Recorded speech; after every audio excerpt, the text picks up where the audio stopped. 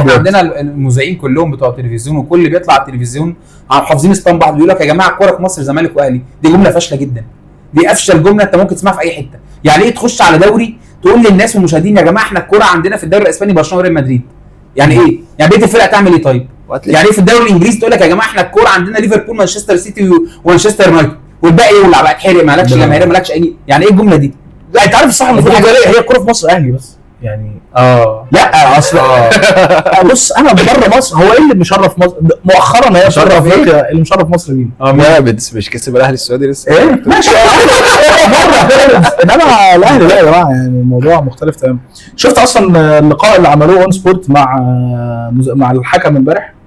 انا جاي انا عارف الاهلي عارف ان الاهلي بيلعب كاس العالم للانديه كتير ما شفتوش بس ده الكاس بيقول لك مين فرقه لابسه ازرق دي